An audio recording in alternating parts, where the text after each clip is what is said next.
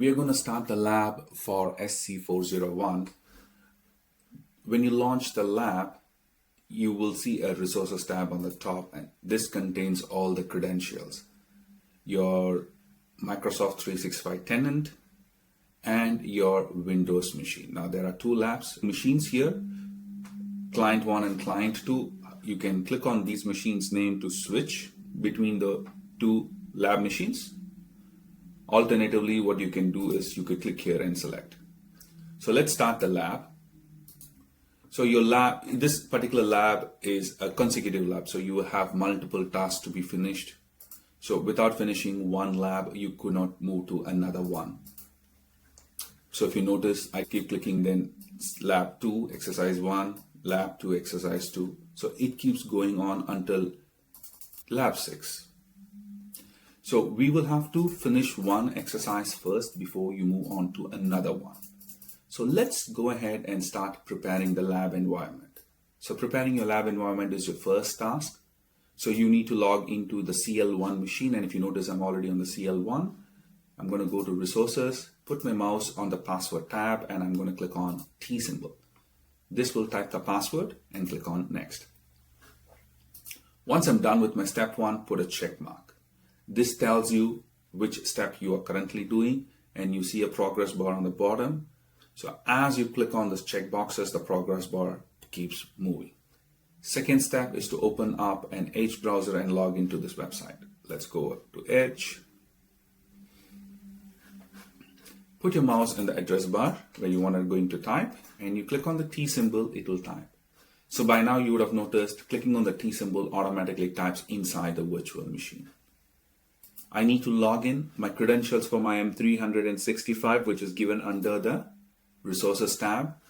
Since my mouse is already on the username text box, I'm going to click on the admin username.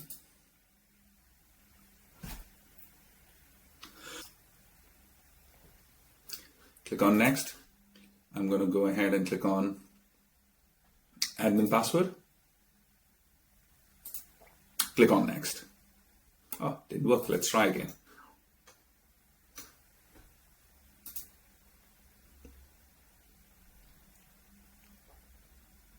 Done. Let's click on sign in. If you want to save the password inside your lab environment, you can always go ahead and save it. So step 2 is done. Step 3, you get a message, get started. Just click on get started. We're going to the new portal. Step 4, select solutions from the left side of the bar and then click on audit.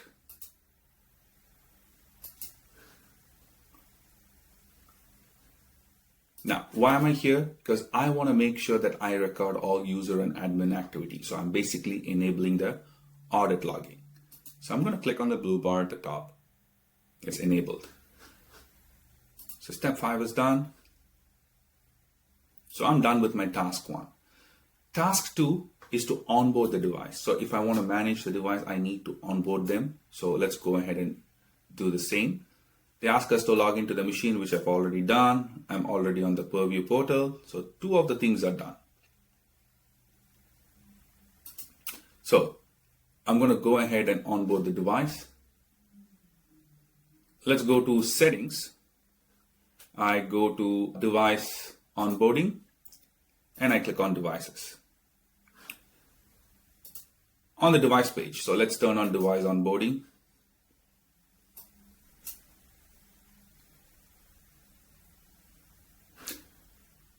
It might take up to 30 minutes, but I'm just going to leave this page as it is.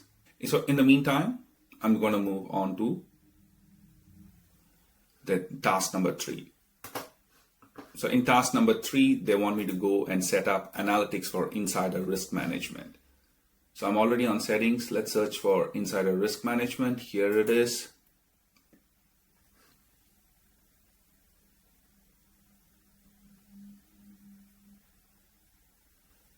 And then I'm going to go into analytics and I'm going to turn on show insights at tenant level and show insights at user level. And I'm going to click on save.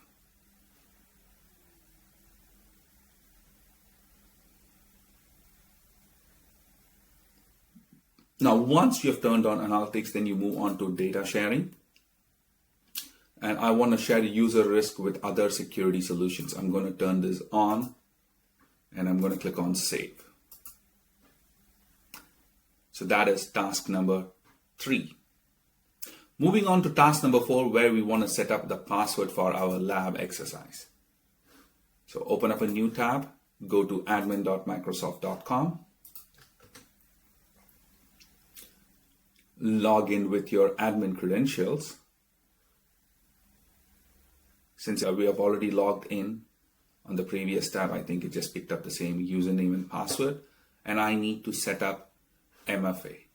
Now, you can postpone MFA temporarily by clicking on skip for now.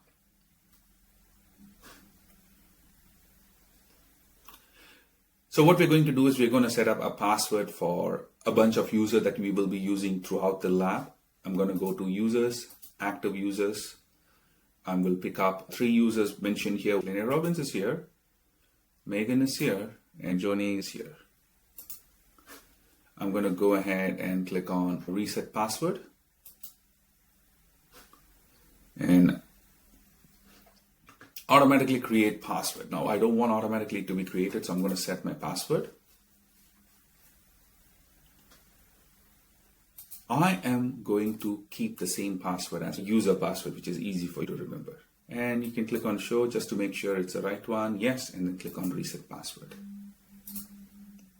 So all the 3 users, Joni, Linnea, and Megan, they have the same password as your user password. Remember, there are 2 passwords, an admin credential password and a standard user password. So for all the users, we're going to use user password, and for the admin username, we're going to use admin password. Now we are on to the task number 5, which is initialize Microsoft Defender XDR. So for this, you go to security.microsoft.com.